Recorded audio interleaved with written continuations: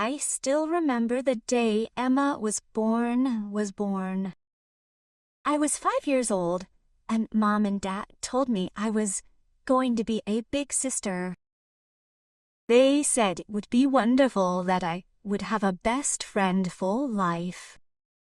What they didn't mention was that I would also become invisible. My name is Paula, and growing up in the Mitchell household, you learn very early that there was a clear hierarchy. Emma at the top, and me somewhere below the family dog. It wasn't even subtle.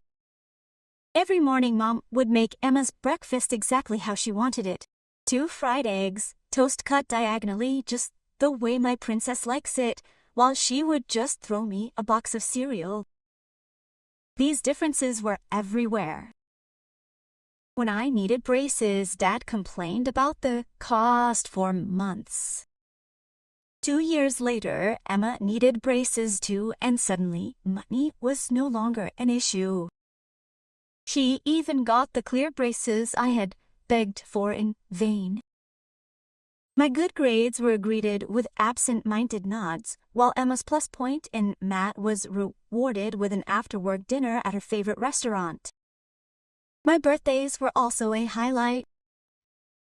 My celebrations were simple affairs, supermarket cakes, a few friends in the garden. Emma's birthdays, on the other hand, became full-on events with bouncy castles, paid entertainers, and custom-made cakes. I once heard Mom say that Emma simply appreciated such things more. Paula is practical. The hardest part was watching Emma change. At first she was a sweet child. We built blanket castles and made up silly stories. But year after year of being treated like an infallible angel left its mark. By the time she reached middle school, she had become exactly what you'd expect. Paula, where's my blue sweater? She demanded, rummaging through my closet without asking. It's mine, always. Mom gave it to me for my birthday. I need it for Jessica's party. Mom, Paula won't share. And it's inevitable. Paula, don't be so selfish. Let your sister borrow it. I learned to pick my battles carefully, to expect nothing and to seek validation elsewhere. School became my sanctuary. While Emma was being praised for her participation in the school play, she had 2 short sentences: I was winning science fairs, excelling in API classes, and quietly building my escape plan. When my acceptance letter from State University came with a full scholarship, I thought maybe, just maybe, they would be proud of me. Instead, dinner revolved around Emma's campaign for student council. Mom, I got a full scholarship. I tried to object during a rare lull in the conversation. Great, honey. Emma, tell us more about your campaign posters. During my freshman year, I only came home for major holidays and counted the minutes until I could leave. Every visit was the same. Emma's performances in the spotlight, my roster spots, and my internship offers were barely noticed.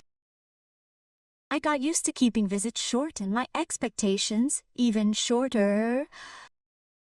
In my junior year of college, I received a Facebook message that would change my life. Hey, do you remember me? Mike Harrison from Kennedy High. I was a senior when you started as a freshman. Of course, I remembered the good-looking guy from the debate club who hadn't noticed me back then. We started texting daily, swapping college stories, and talking about high school. He worked as an engineer in our hometown, and suddenly we had chemistry. After graduating, I moved back home and got a job as a project manager at Turner and Suzette's Moats. Mike and I met for coffee my first week. Coffee turned into dinner. Dinner became regular dates, and before I knew it, we were looking for an apartment together. The only dark cloud was my parents' continued indifference. They barely glanced at my new job or my relationship, too busy worrying about Emma's college estudios and experience. She's having such a hard time adjusting, Mom sighed during our rare phone calls. Not everyone can get through college as easily as you. But I had Mike's family to make up for it all. His parents, Tom and Sarah, took me in like the daughter they never had. And his sister Jenny became the sister I always wanted Emma to have.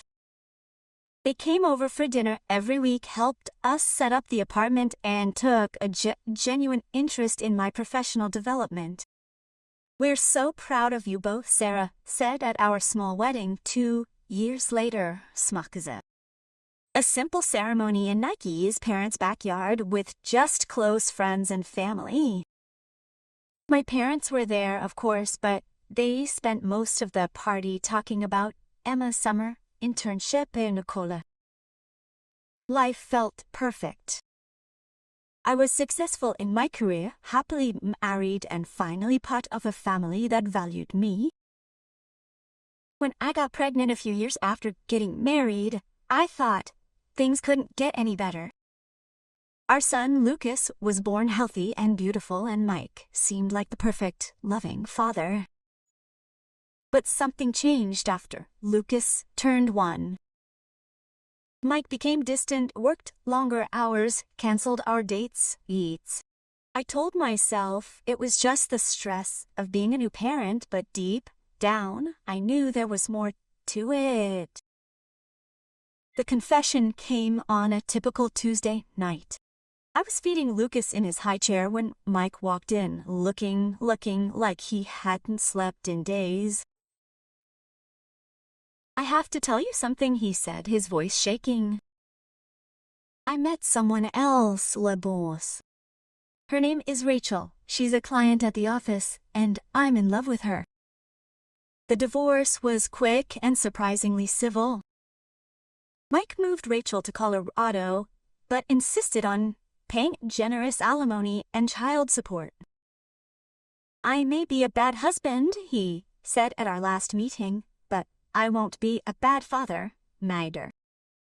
I sat in my lawyer's office after signing the papers, holding Lucas tightly to me. At 2 years old, he was too young to understand why Dad wasn't coming home anymore. After the divorce, Mike's family became my lifeline. Despite everything that had happened to their son, Tom and Sarah remained devoted grandparents to Lucas, and Jenny was the best aunt anyone could ask for. Lucas would fight every time we visited, running straight to the play area they had set up just for him. Tom would kneel on the floor to play with cars, and Jenny would always have a new game or craft project ready.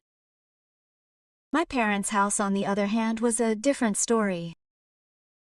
I tried to visit them every now and then, hoping they would try to bond with their only grandson, but it was painful to watch their indifference. "Paula, don't let him near the vase," Mom shouted, never taking her eyes off her magazine. "And make sure he doesn't run around too much. He'll scratch the wooden floor." Lucas clung to my leg, feeling the cold in the room. The contrast became even more pronounced whenever Emma appeared during our visitors. "There's my successful girl," Dad beamed whenever Emma swooped in and chatted about her job at a siting firm. They ignored Lucas' attempts to show them his latest drawings, too busy soaking up every word of Emma's office politics and client meetings. These visits became increasingly rare. Instead, I focused on what I could control, my career, and creating a stable, loving home for Lucas and small Azajiasri. With Janice and her parental help with childcare, I took on increasingly challenging projects. The Singapore mandate is high risk, my boss warned when I volunteered. No one could close this deal in 3 years. Years. I can do it, I said firmly. And I did. 3 months of late nights, video conferences across time zones, and detailed proposals later, I had not only closed the deal, but I had doubled it. More successful projects followed, each one bolstering my reputation until I became the go-to guy for the toughest clients. A promotion to senior account director brought with it a corner office and a salary that left me in awe. My team toasted Paula Mitchell after I landed the Microsoft account Meine Eltern. Our miracle worker. The bonus of this deal was the final piece of the puzzle I needed. That weekend, Lucas and I went house hunting. This place has a park nearby, the realtor said, showing us a beautiful 2-bedroom, all-sealed room. And the school district is excellent. Lucas was running from room to room, excited about having his own space for all his toys. I watched him, crunching the mortgage reads on my phone one more time. "We'll take her," I said. That night, as I tucked Lucas into his old childhood bed city for one of the last times, he asked, "Are we really getting a new home with my own room?" I said it at tea. "Your own room, a drawing corner, and space for all your books." He hugged me tightly. "You're the best mom in the world." It was then that I realized that while I couldn't change my past or my parents' behavior, I could break the cycle. My son would never doubt his worth or feel like second-rate. It was amazing how quickly things changed once word of my promotion and move spread. My phone buzzed with a message from Mom. "Honey, we haven't seen you and Lucas in a long time. Come over this weekend?" I nearly dropped my coffee cup in surprise. The same woman who had barely acknowledged my existence for the past 5 years. I thought of Lucas, who sometimes asked about his grandparents. Maybe people can change after all. The following weekend, I took Lucas to see them. The difference was astounding. "There's my favorite grandson," Dad called out as we entered.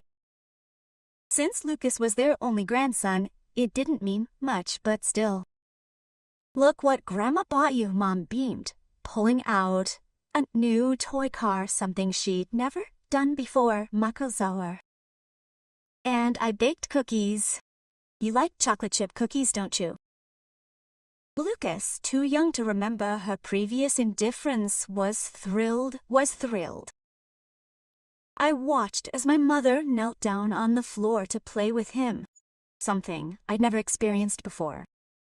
"Kaula, darling," Mom said later while Lucas was busy with his new car, Makar. "We'd love to have him here more often. Maybe on the weekends now and then.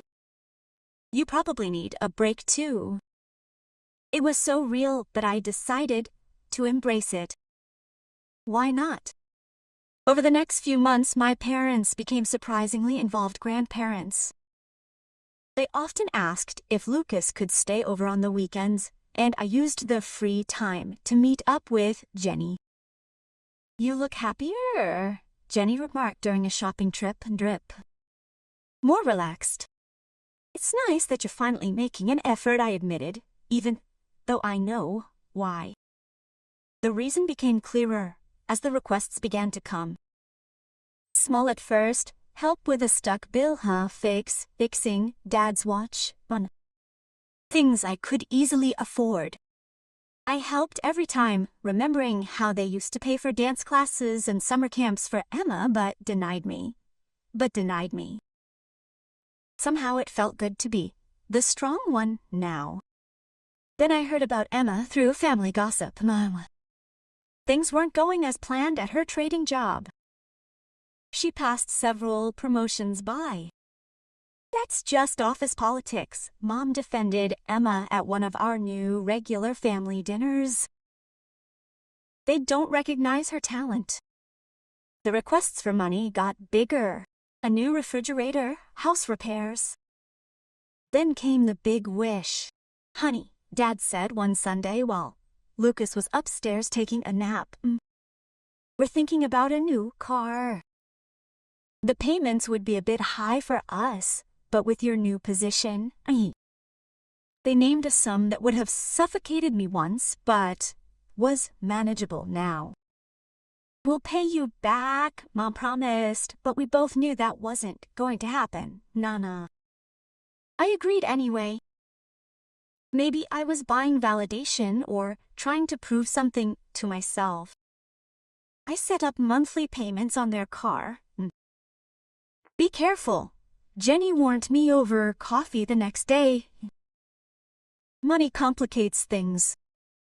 I nodded, but figured how complicated could it get? I had more than enough. And if I could buy grandparents in Lucas' life with a little money, wasn't it worth it? It started on a perfectly normal Tuesday at work. I was in the middle of a client presentation when a sudden, sharp attack of pain hit me and I doubled over in my chair. Call an ambulance, I heard someone shout, yelling. She's as white as a sheet. The rest was a blur of movement and voices. The paramedics arrived quickly, putting me on a stretcher as I tried to focus through the pain. Classic appendicitis, one said. We need to get her to Memorial right away. Despite the haze of pain, I was thinking clearly. Lucas. He had to be picked up from school in 2 hours. At the hospital, the diagnosis was clear. Your appendix needs to come out, the doctor said. We have an operating room available right away. You need to stay here for at least 2 days. I need to make a quick phone call first, I managed to say. My son. The nurse handed me my cell phone and with trembling fingers I dialed Mom's number. She answered on the 4th ring. Mom, I tried to keep my voice calm. I'm in the hospital. Burst appendix. I need surgery right away. Can you please pick Lucas up from school? I need someone to look after him for a few days. Then we'll take a break. Oh, honey, that's not possible. Your father and I are currently preparing for Emma's promotion party. She finally got the junior executive position. There are 50 guests coming. We can't babysit. Babysit? That's your grandson. Mom, please, I need help. Lucas has to be picked up in less than 2 hours.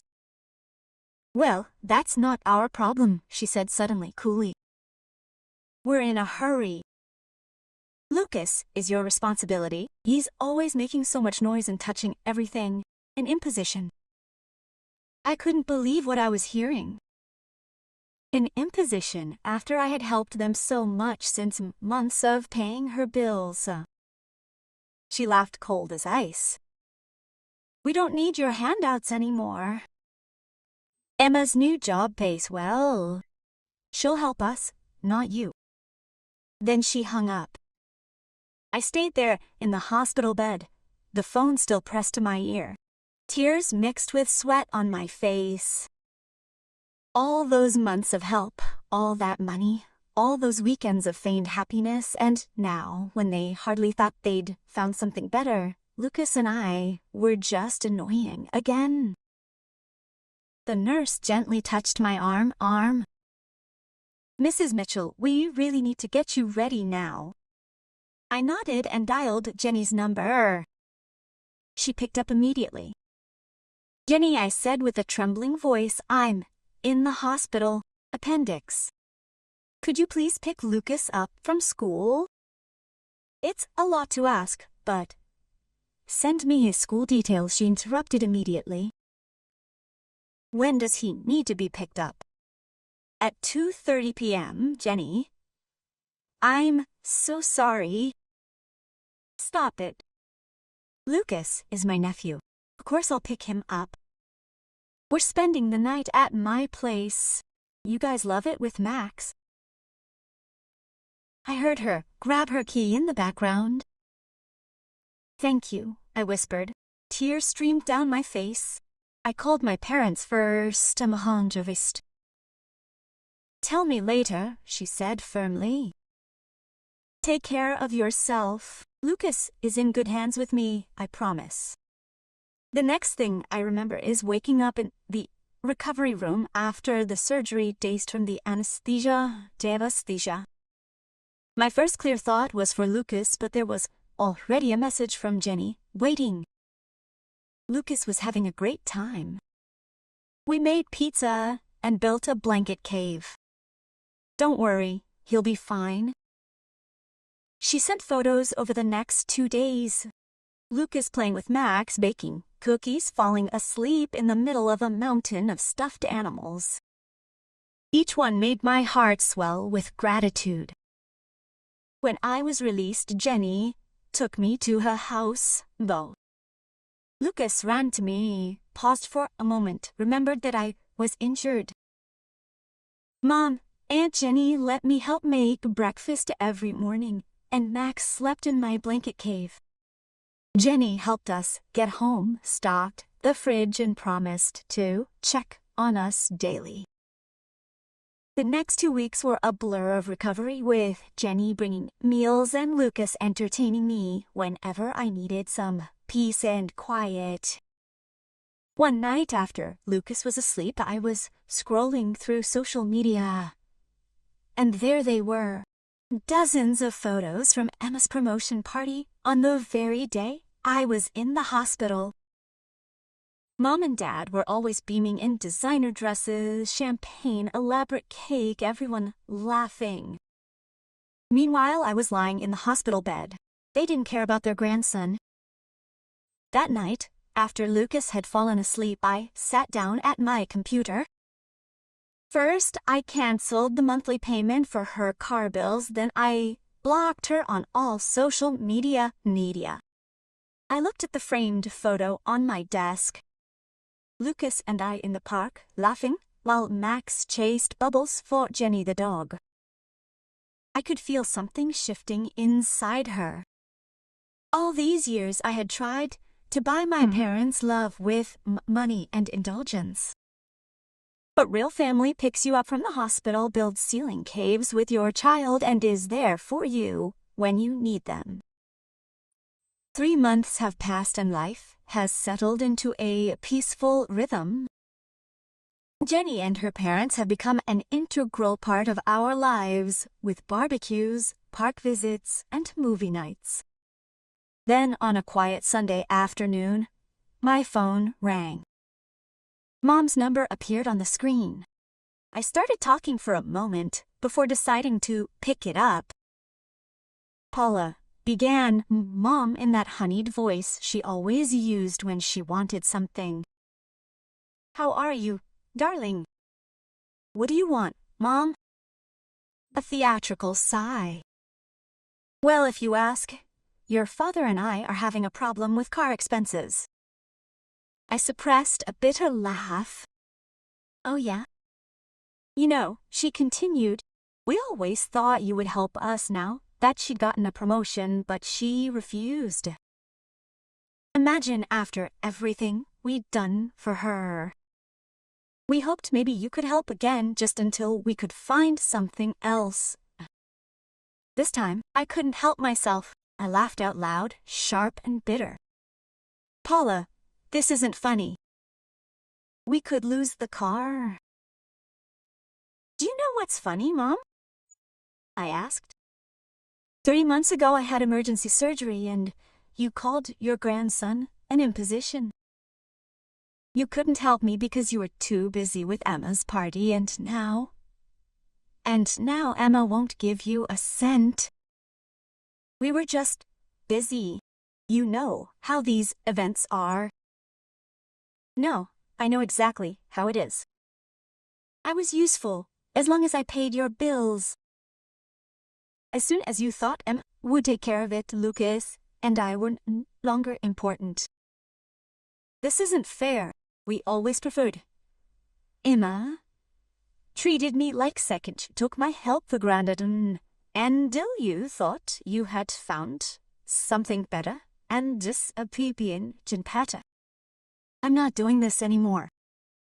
Paula, please. You yourself called my help alms before you even hung up when I was in the hospital. Do you remember? Well, the alms are over. I'm done trying to buy your love.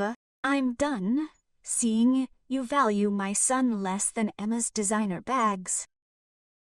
Just done. But the car? I laughed again.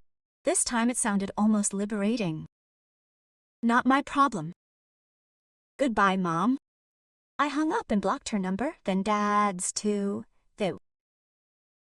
Through the open window I could hear Lucas laughing in the garden together with Jenny and Max. Real joy, real love, real family, me. Then the calls came in waves from Mom's phone, then Dad's. Since I didn't answer, they left messages that ranged from pleading to angry demands. Paula, please, we're your parents. That's so selfish of you. We're losing the car because of you. Not a word about Lucas, not a hint of regret for her behavior. Everything revolved around her needs, her car, her feelings, car. After a week of this, I had had enough. I blocked her numbers completely, set up email filters to send her messages straight to the trash, and finally breathed freely again. But are you okay? Jenny asked one Sunday afternoon as we watched Lucas and Max in her parents' backyard. Tom was at the grill. Sarah was setting the patio table for our weekly family dinner. You know what? I took the lemonade she handed me. I was waiting to feel guilty or sad, but mostly I feel free. You gave them more chances than they deserved, she said, squeezing my hand. Sometimes the healthiest thing you can do is just walk away. Mom, look what Grandpa Tom taught me, Lucas called, running over to show us a new hair trick. Sokol. I watched as Tom left the grill to help Lucas practice while Sarah cheered him on from the patio. That's what family should be. People who are there for you, not just in the good times, but also when things get hectic and there's something to deal with. Today, I don't know if my parents still have the car or if Emma will eventually step in for them. I don't know if they're still throwing lavish parties or complaining about their ungrateful eldest daughter. I don't check their social media profiles, don't ask mutual acquaintances, and don't drive past their house when I'm in the area. What I do know is that Lucas hasn't asked about them since that day. Children sense who truly loves them. He has grandparents who never miss a school play, an aunt who builds ceiling caves with him, and a mother who finally learned that love shouldn't come with conditions. Last week, Lucas brought home a project from school, a family tree. He had drawn Tong and Sarah right next to me with Jenny and Max nearby. There was a little branch of his own for his father.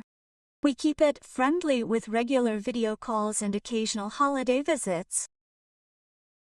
But my parents and Emma didn't show up. Is that okay, Mom? He asked, showing me his work.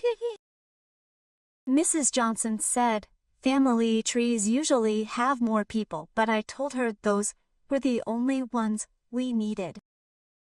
I hung his drawing on the refrigerator right next to the photo from his last birthday where we were all standing around the cake, our faces genuine and happy. It's perfect, my dear, I said. Absolutely perfect. Sometimes the family you're born into isn't the one you're meant to be in. Sometimes you have to let go of the people who should have loved you to make room for the ones who really do. It took me 32 years to learn that lesson. But when I see Lucas growing up surrounded by true unconditional love, I know it's worth it.